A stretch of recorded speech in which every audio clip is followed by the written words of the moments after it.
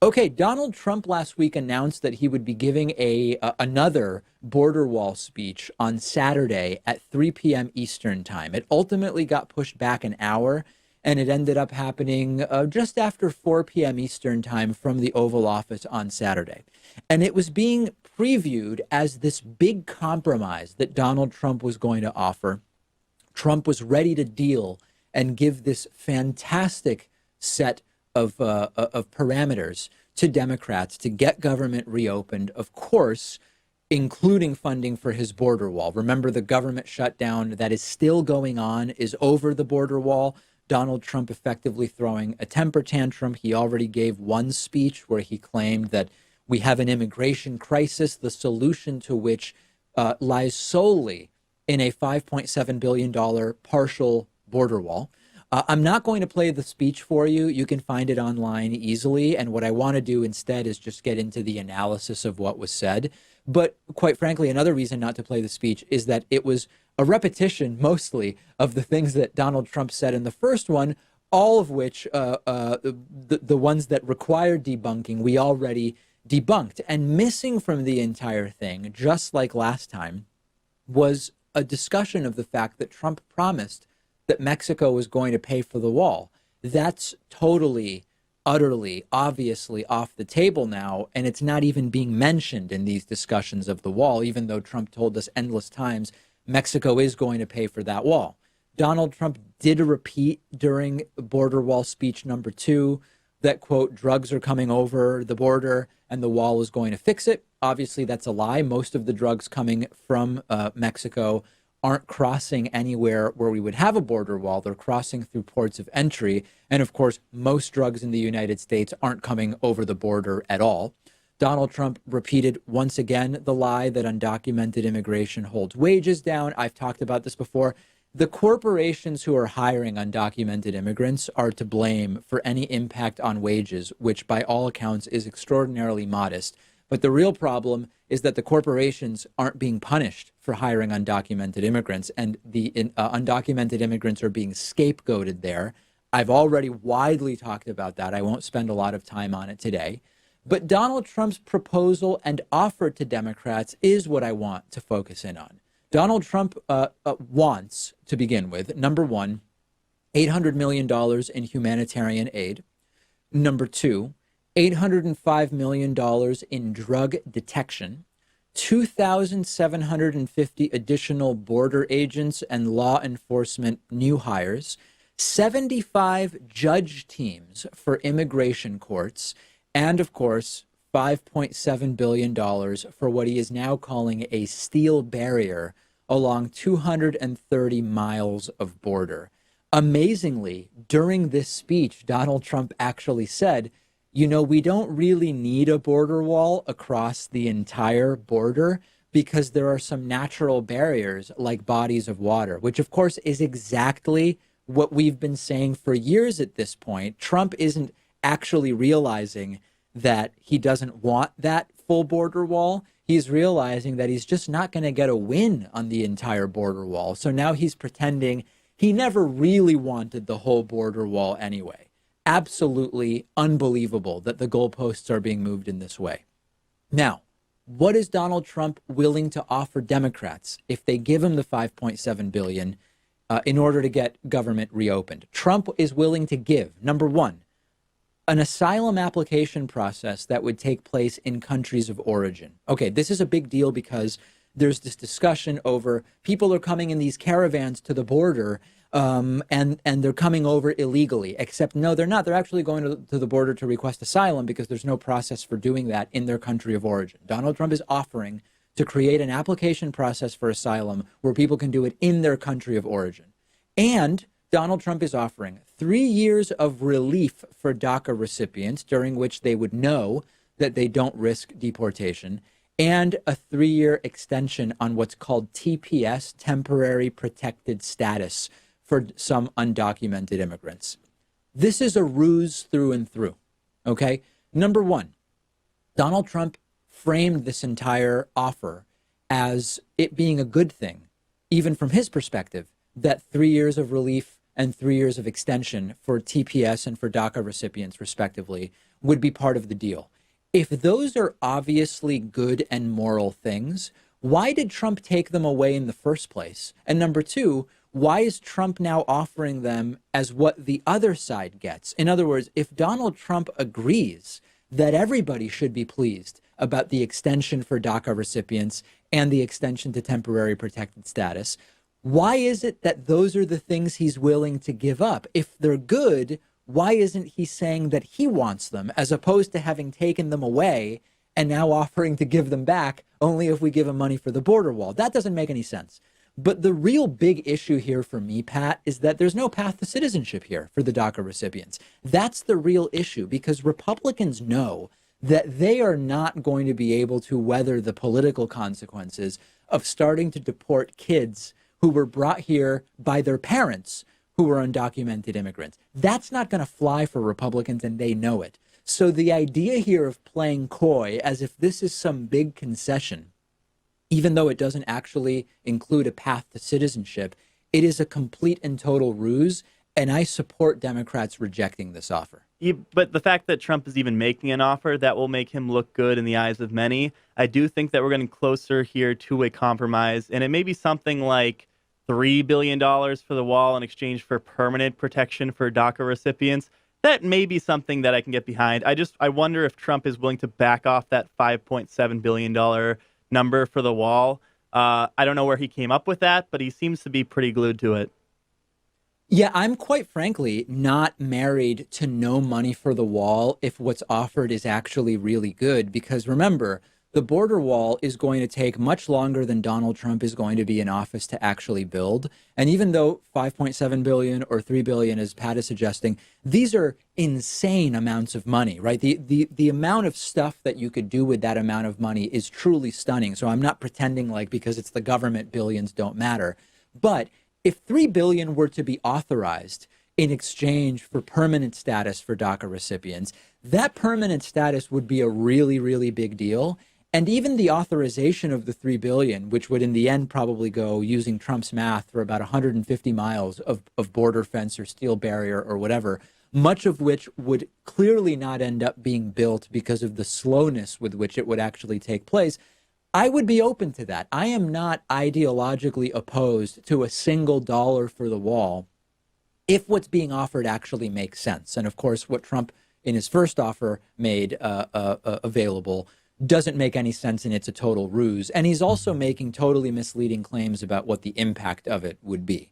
Donald Trump is claiming that the border wall would cut drugs and undocumented crossings by 50%. I mean, that's impossible mathematically. Remember that only a third of all undocumented entries are even happening via the border. Most of the drugs are coming through ports of entry, not through spots in the border where a border wall would be placed. So the claims as to how it would work are completely wrong. The offer is a completely bogus ruse. Democrats should reject it, and they should insist for the time being on no money for the wall. We will negotiate on that once government is open. Trump is increasingly in an untenable position, and that's actually a good thing for Democrats. Nancy Pelosi's approval numbers keep climbing and climbing. Donald Trump's keep dropping and dropping from the low 40s, now back into the high 30s, and they've been there for a couple of weeks. This is not such an amazing deal from for Democrats that they are in a perilous position by rejecting it. In fact, Nancy Pelosi's approval rating has been doing really well, given how she's been standing up to President Trump. The wall is something that low information people can very easily get behind. They can pretend that it would be effective. They can pretend that it's the big alpha male accomplishment for Donald Trump. But let's not allow him to do it unless the offer is serious. And if DACA is what's on the table, there has to be some kind of permanent status. I don't want the wall. I don't think it's effective. I don't think we would be wasting money on it. But I actually would be open to some funding for the wall if Democrats can get something serious on DACA permanent status. And then lastly, by the way, to go back to what Trump wants, which is $1.6 billion for humanitarian aid and drug technology, stopping drugs from coming over, nearly 3,000 new law enforcement and border officials, and 75 new judge teams. For the party of small government, that's a pretty massive expansion of government. And I'm not saying we don't need more judge teams. We actually do. One of the reasons that people are staying for such long periods of time in these detention situations on the border is that the immigration courts are functioning really slowly because they are not nearly as well staffed as they should be. So I'm in favor of that. But the idea that what Trump wants is such a massive expansion of government seems to have gone completely unnoticed or deliberately ignored by the so-called small government conservatives. My question to you, do you think that Democrats should accept this offer, which supposedly Mitch McConnell is going to bring up for a vote in the Senate this week? Or do you agree with me that as it stands right now, it should be rejected? Send me your thoughts. The show is on Instagram at David Pakman Show. I'm on Instagram at david.pakman. Follow us there. Poll upcoming about what you think Democrats should do. We have a child in the Oval Office, not a president. And we have actually a child with a particularly poor attention span. We've already learned many times that Donald Trump is watching TV all the time, but there's now a report out that Donald Trump once just walked out of a meeting with Paul Ryan to go watch television in his private dining room. This is back when Republican Congressman Paul Ryan was Speaker of the House, and he went to the Oval Office and he was explaining to Donald Trump what the Republican health care bill proposal had in it. And Trump, according to a former White House deputy communications director, Paul Ryan went on for about 15 minutes, and this is according to Cliff Sims. And Trump sat there sipping on his Diet Cokes and sort of looking around. And eventually Donald Trump just got up and walked out of the room and went to his private dining room and turned on the TV and just started watching television. And Mike Pence was also in the meeting. Mike Pence had to go over and grab Trump and convince him to come back to the Oval Office to finish his meeting with Paul Ryan. And this is a sort of interesting and notable anecdote, but it's not surprising. It's not hard to believe. It's exactly what we've been hearing from anybody who knows Trump's routine as we've learned about it. And what I am thinking back to is how Barack Obama had to work so much harder than a normal president to overcome all of these hypocritical attacks from Republicans, the smears about Obama being a foreign communist, socialist, Muslim, Indonesian, and all that stuff. Obama was staying up late, reading reports, getting up early, reading books day, night, all the time. Trump arguably hasn't read anything his entire presidency. We've learned that he gets this bogus presidential daily briefing with a couple bullet points and a picture or two on it. He doesn't read books. He doesn't listen to staffers. He doesn't often even listen to other elected officials, as we're learning. Barack Obama was slammed for his relatively modest vacation days, and then Trump setting records in terms of the number of days he's taking off and the cost of those golf trips. It contradicts what Trump said he would do during the campaign. He said he'd be at the White House all the time. He'd be working with no breaks. And Republicans don't even care that he's doing the exact opposite.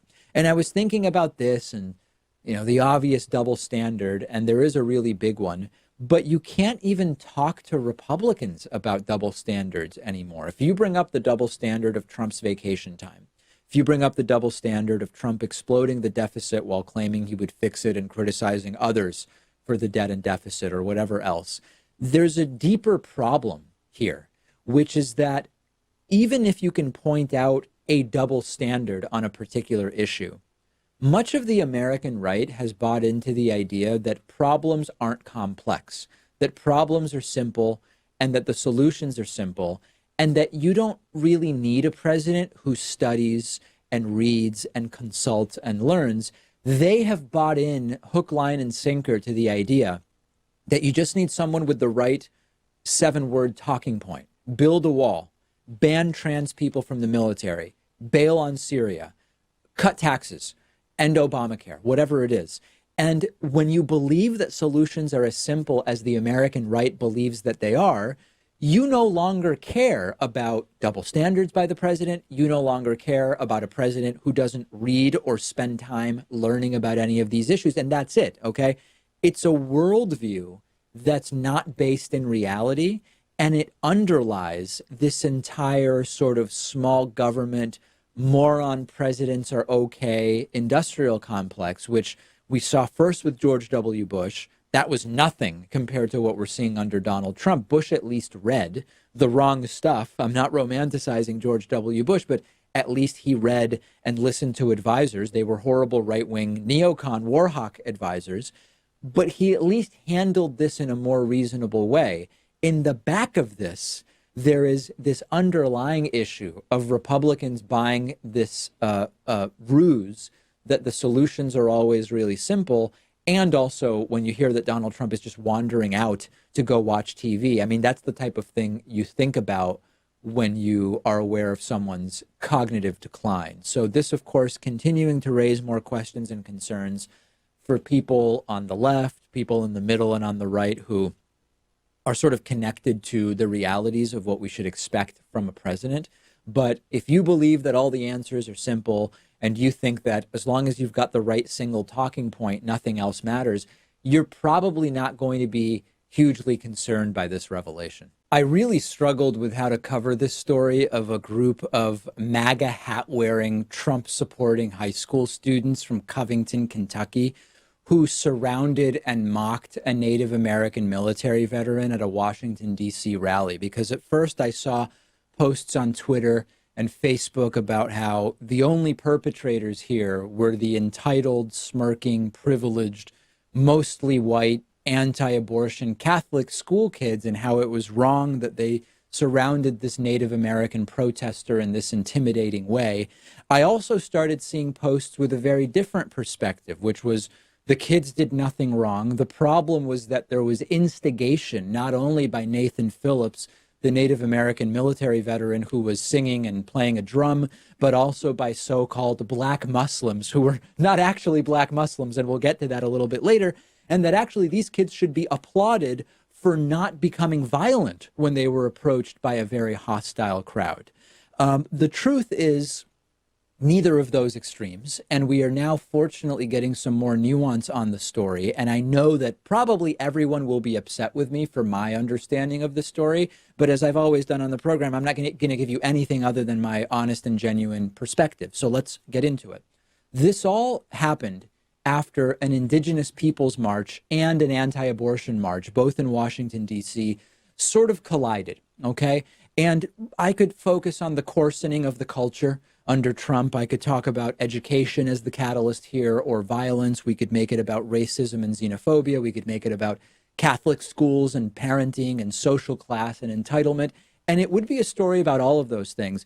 But this one actually mostly is a story about toxic partisan politics combined with elements of all of that other stuff.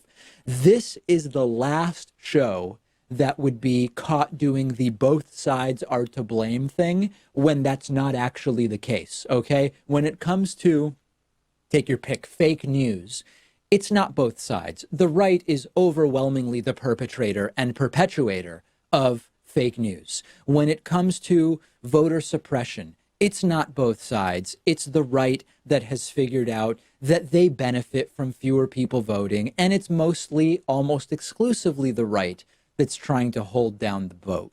But I went back and I took a look at this nearly 2-hour video of the incident in Washington, D.C., and there is no shortage of blame to go around here for what went on. And what's really important here is that one person or group's wrongs don't justify anyone else's wrongs here. This is not a defense of these MAGA hat-wearing kids, and we'll get to that. But the point is, the story that the only thing to comment on here is these MAGA hat-wearing kids who were standing around a Native American protester is simply wrong. And even the New York Times, which is no bastion of right-wing conspiracy theories, is saying that the full video, part of which we're playing now for people, tells a very different story than just that initial piece of the video that went viral. The initial piece that went viral was Native American military veteran Nathan Phillips beating a drum and singing, surrounded by a group of young,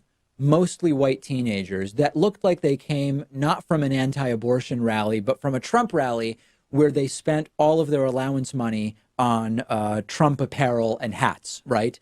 And in fact, in the video, you see at one point that one of the kids is standing about 12 inches from Nathan Phillips's face with this ludicrous smirk.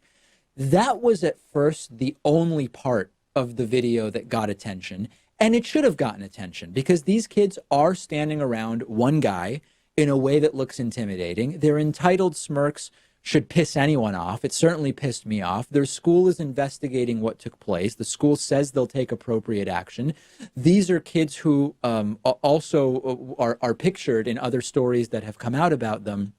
At a basketball game, for example, against a mostly black team, screaming at the black players. Some of them had painted their entire bodies. Basically, instead of blackface, it was like a black body.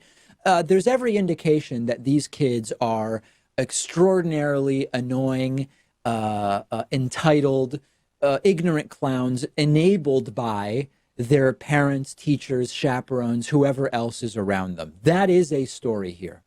But to pretend that they simply showed up looking for trouble while no one else was misbehaving and there were no other factors here would be wrong, and I'm not going to do that. First of all, there are numerous disputes about how they even ended up in the same spot as the Native American protester here. There were also pro-choice people who were not behaving perfectly here. There are reports that indigenous peoples protesters were yelling, "Go back to Europe," to these white kids. That's actually on video. That's insane, and that needs to be denounced. There was a group of, they were called by some people black Muslims, but they're not. They're black Israelites who were proselytizing in the very, very inflammatory way that they do, yelling at everybody, including at these kids.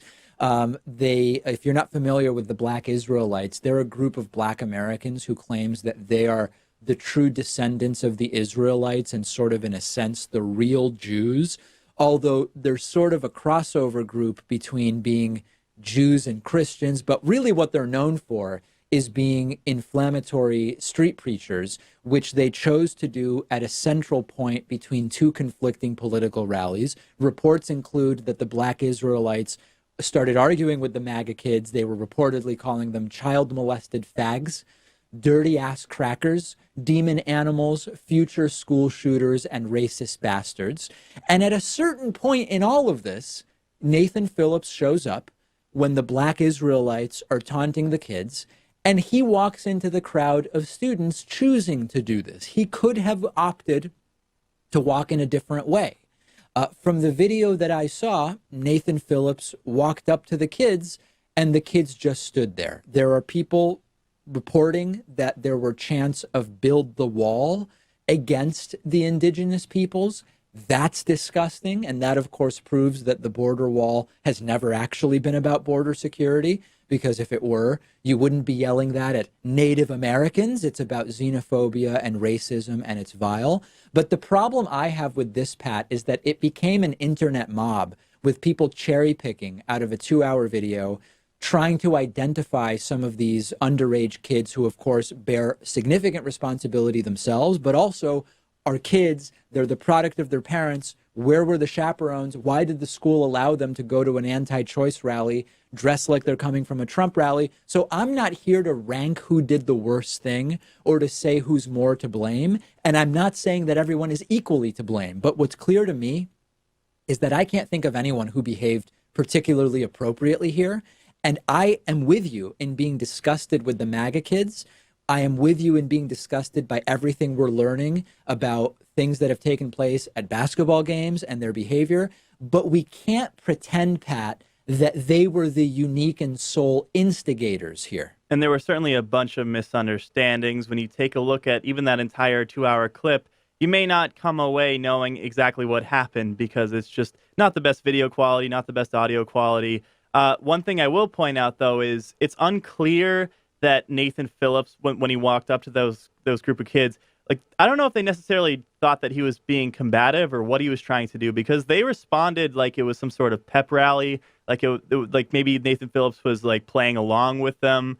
I don't know. I think you have to kind of give the kids at least an out on that one, because I don't know if they realized if they were being offensive or if the situation was going to escalate, but certainly the responsibility does not bear solely on them.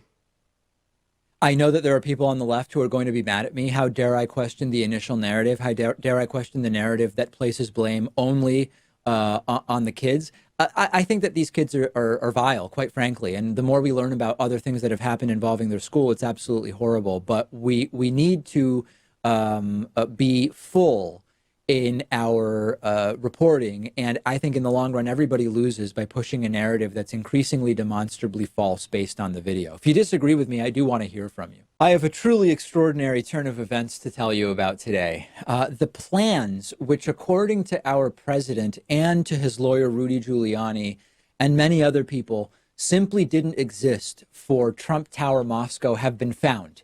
And not only do plans exist, they even include the idea of bribing Russian President Vladimir Putin with a penthouse apartment worth $50 million in implicitly exchange for allowing the project to go forward as planned. And this is such an incredible situation and such a turn of events that it's almost cartoonish in a sense. I mean, the degree to which the reality differs from the story that we have gotten from the president and the people surrounding him could not be more different. For months or even longer at this point, probably a year or more since the Trump Tower Moscow issue has been sort of floating around, we've been told that Trump Tower Moscow was basically nothing, right? It was mentioned, okay, but Trump himself wasn't thinking about it. He wasn't working on it. He certainly wasn't directing anyone, including his lawyer, Michael Cohen, to do much to push forward the project of Trump Tower Moscow. It was more or less a silly pipe dream. Would have been nice to do if it worked out, but essentially no Trump organization energy beyond a couple phone calls maybe or an email here and there were put together and were actions that were taken. We were led to believe that it was more of a, we'll look into it, but nothing actually happened at all, ever. And as we heard many times, there were certainly no physical plans for the building at all, nothing specific. This project was effectively a notion buried deep in the mind of some small number of people in Donald Trump's organization, period. One of the people fomenting that narrative is Donald Trump's television attorney, Rudy Giuliani, who said to the New Yorker just about 48 hours ago that, quote, no plans were ever made. There were no drafts, nothing in the file. That's a direct quote from Rudy Giuliani. And as I mentioned yesterday, Rudy Giuliani is a lawyer, but he is really serving as Trump's public propagandist lawyer. He's not making legal statements, but we'll still evaluate that statement on its merits. No plans were ever made. There were no drafts, nothing in the file. Except that in their second blockbuster this week, BuzzFeed News, it's not BuzzFeed, it's BuzzFeed News, has obtained the plans for Trump Tower Moscow. They exist. They existed. They were created.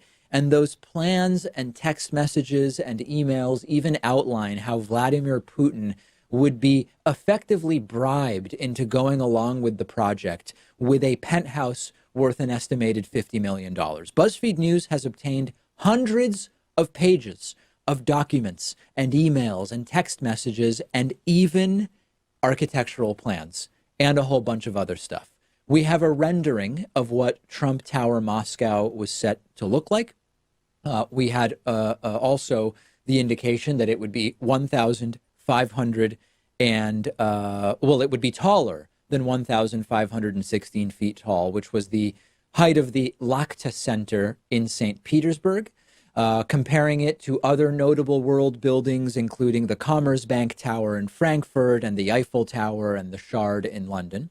Here's a rendering of what this particular building would have looked like in Moscow. You can see it in the context of the Moscow skyline with the Moscow River in the background.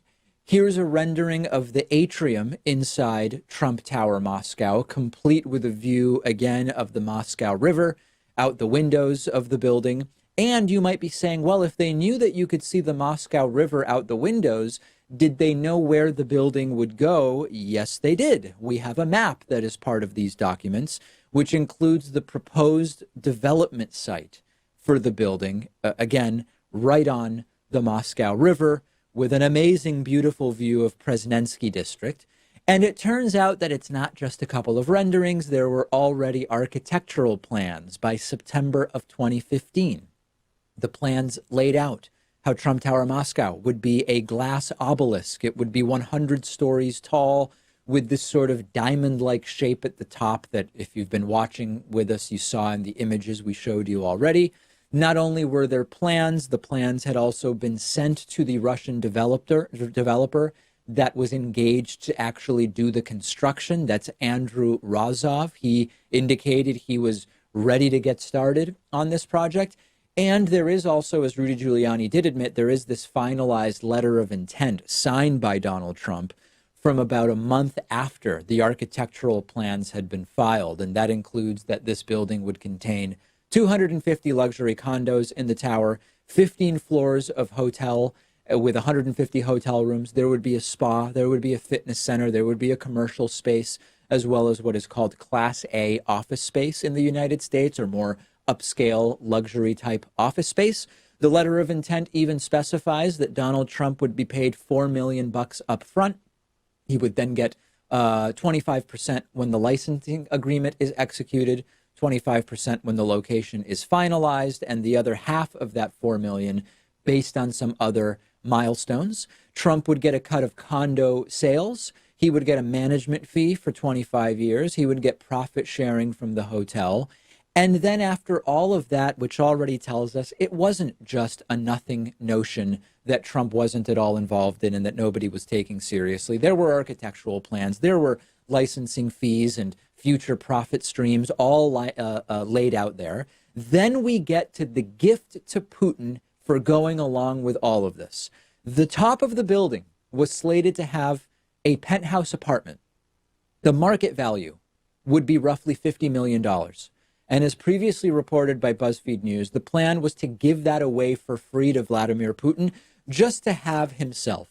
This was not just an idea in a Trump staffer's mind, because two law enforcement officials have confirmed that Michael Cohen, Trump's lawyer, personally discussed gifting the penthouse to Vladimir Putin with an aide to Putin's press secretary. And it could have even gone further than that. We just aren't sure yet. This is what we call a bribe. Okay, Russian oligarch Felix Sater, who is working with Trump on this and was a key player in the Trump-Russia probe, is on record saying, quote, "My idea was to give a $50 million penthouse to Putin and to charge $250 million more for the rest of the units. All the oligarchs would line up to live in the same building as Putin." Sater was involved in gifting the penthouse to Putin. Michael Cohen was involved in discussions about that. An aide to Putin's press secretary was involved in that discussion. And then we get to the degree of involvement that Donald Trump may or may not have had. Donald Trump has denied having any interests in Russia. He's denied being in regular contact with anybody about this project. But BuzzFeed, who did their homework on this, can now report that Donald Trump received at least 10 updates about the project that they know of specifically. And of course, in all of this is the allegation that Trump directed Michael Cohen to lie to Congress about it, on the basis of that BuzzFeed News report from a few days ago. The cherry on top, this tweet from Trump in 2013, directed at Aras Agalarov. "I had a great weekend with you and your family. You have done a fantastic job. Trump Tower Moscow is next. Amin was wow." Amin is, I believe, Aras's son and was involved in that Trump Tower meeting that took place in 2016. So what's next? It's going to be what? Rudy Giuliani saying, "Of course we had plans. It's a real estate deal. You need plans. But so what? Making plans isn't a crime. Licensing agreements aren't crimes. Gifting penthouses to presidents of foreign countries to get deals approved, that's not a crime. This is just business." And then the next day, Rudy will tell us, "That was a hypothetical statement that I made. That wasn't a legal statement. I was hypothetically quoting myself as Trump's attorney, but it was just hypothetical. It wasn't real." And of course, it would also be wrong, because there is this thing called the Foreign Corrupt Practices Act of 1977. It's also called FCPA. And it very specifically has anti-bribe provisions regarding using money or things of value to influence or obtain authorization for or promises from foreign officials in their official capacity. So for everybody saying There's nothing here. This is merely a businessman, Trump, trying to build a tower.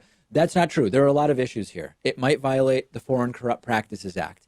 It would be indicative of the fact that Donald Trump was not telling the truth about his involvement here all along. There are all sorts of different crimes potentially tied up in this. The penthouse was a thing of value. Offering it to Putin to get an advantage in terms of permitting and going forward with the project could indeed be criminal. And then lastly, the other potentially criminal element here, this project was set to receive funding from the VTB Bank in Russia. VTB Bank, at the time that these discussions were going on, was under sanctions by the United States of America, which makes the financing of Trump Tower Moscow, which we now know did have architectural plans, it makes the financing potentially illegal as well. So what will they say? Will they say the BuzzFeed report is simply wrong? Because every time they do that, BuzzFeed comes out with more documentary evidence about this. Will they say, well, Cohen acted alone. He's a liar and a convicted felon. Does anybody believe for a moment that Donald Trump would be not involved in the plans to build the biggest building in Europe, including the gift of a $50 million penthouse to Vladimir Putin? When 9/11 happened, Trump went on TV and bragged as a result of 9/11 and the Twin Towers being knocked down, his building is now the tallest in Lower Manhattan. Does anybody believe that a guy who does that that's what he thinks of when the Twin Towers are knocked down by foreign terrorists? Does anyone believe he wouldn't be involved in the building of the tallest building in Europe, which was set to have his name on it? Every single lie here is falling apart. Let me know your thoughts. I'm on Twitter at @dpakman, and the show is on Twitter at David Pakman Show. There's something that is being widely reported about Rudy Giuliani, which would simultaneously sort of be the most sensible explanation as to what's going on, but also very, very sad. Let me set it up for you. So we've been talking for a while now about how Rudy Giuliani's television appearances to defend President Trump are legally incoherent. But they don't really need to be legally coherent because Rudy Giuliani is Trump's lawyer only in the most general sense. He's not making legal statements for Donald Trump on television. So when Giuliani says there were no mistress payments, but then says there were and Trump didn't know about them and wasn't involved in them, and then says actually Trump did know about them and was involved in them, but it's fine, it's completely legal. Or when Giuliani says, I've heard the tapes, and then says there are no tapes. Or when Giuliani says there was no collusion, and later he denies ever having said that there was no collusion. Legally, it's of limited importance, according to most legal experts. But it's very strange. So we've been speculating that maybe this is some kind of calculated 4D chess strategy. You put out conflicting stories, you make it impossible to even know what it is Giuliani is claiming are the facts. It's possible that it's just incompetence on Rudy Giuliani's behalf. But now it's being reported that the explanation might be way simpler than this, and it's called alcohol. It's called drinking. There's a number of Trump allies who are now saying that there is huge concern at the White House about Giuliani's strange television appearances, and that they believe at least part of the problem is that Rudy's going on TV after drinking. And I guess by this it follows logically, drinking enough for the drinking to affect what he says and how he says it on television. There are 3 White House officials and Republicans close to the White House, none of whom were authorized to speak publicly about this for obvious reasons, who are telling the same story, which is that, number one, Trump is frustrated that Rudy Giuliani really messed up the recent rebuttals to the BuzzFeed News Robert Mueller controversy. No one is suggesting that Trump is thinking about firing Rudy Giuliani, at least at this point.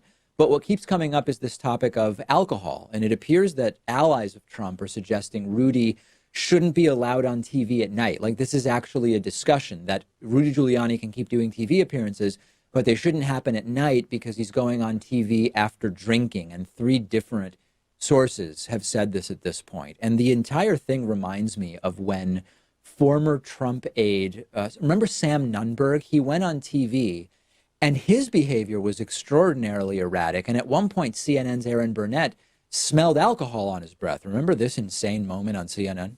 Talked earlier about what people in the White House were saying about you. Yeah. Talking about whether you were drinking or on drugs or whatever they had happened today. Talking to you, Yeah. I have smelled alcohol on your breath. Well, I have not had a drink. You haven't had a drink, so that's No. not. No. So I just, because it is the talk out there, again, I know it's awkward, let me just give you the questions. Well, you can categorically answer them. No, you haven't had a drink today? My answer is no. I have not. Anything else? No. No. No. Besides my meds. Okay. Antidepressants. Is that okay? No, I mean, I'm just trying to understand. Well, look. They what can say happened today.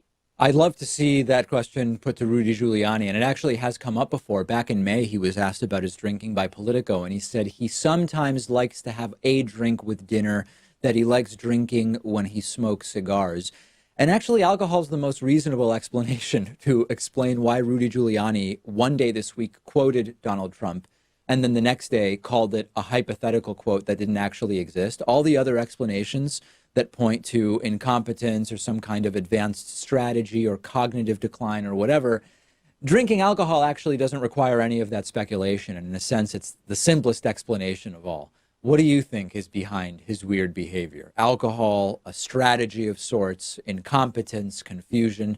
Send me your thoughts. I'm on Twitter at @DPakman, and the show is on Twitter at David Pakman Show. Rudy Giuliani, Trump's so-called lawyer, but really, as I mentioned, a television PR lawyer, not a lawyer who's going to do stuff in court for Trump, makes one statement, then he walks it back. He calls it a hypothetical quote of the president.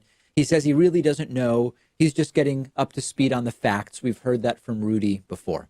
The latest example of this is, as I already told you in the first story today, he said in a January 20th New York Times interview that Donald Trump told him there were Trump Tower Moscow discussions going on, quote, from the day I announced till the day I won. The next day, yesterday, January 21st, as I already told you, Rudy Giuliani walks it back and he says, no, that was a hypothetical quote. It wasn't an actual quote of what Donald Trump told me. It was a hypothetical quote, which of course makes no grammatical sense and it makes no material sense. It makes no sense of any kind. Okay, very strange walk back. So then the New Yorker gets a hold of Rudy Giuliani and asks him about the walk back because it's so strange. And Rudy Giuliani, unprovoked, starts talking about tapes, which as far as we knew, didn't even exist. Check out the transcript of this interview with the New Yorker and Rudy Giuliani. Giuliani says, I guess the BuzzFeed story, I don't remember what it said about Cohen, but it said there was corroboration that the president talked to Cohen and told him to lie about, I guess it was, the Moscow proposal. There are no tapes. There are no texts. There is no corroboration that the president told him to lie. I can tell you, from the moment I read the story, I knew the story was false because I have been through all the tapes. I have been through all the texts. I have been through all the emails, and I knew none existed. To which the New Yorker obviously says, wait, what tapes have you gone through? Because we're not aware of any such tapes. And Rudy Giuliani says, I shouldn't have said tapes. They alleged there were texts and emails that corroborated what Cohen was saying the president told him to lie. There were no texts, there were no emails, and the president never told him to lie. Well, I have listened to tapes, but none of them concern this. Can anyone really be this dumb? Or is it possible that Pat's right, which is that this is just idiocy as a strategy? The idea being that Giuliani is a lawyer only in that he has a law degree. But for Trump, he's a PR guy on TV. And as a PR guy on TV, he's not actually trying to make a legal argument. He's not stating what the president's legal position is on any of this stuff.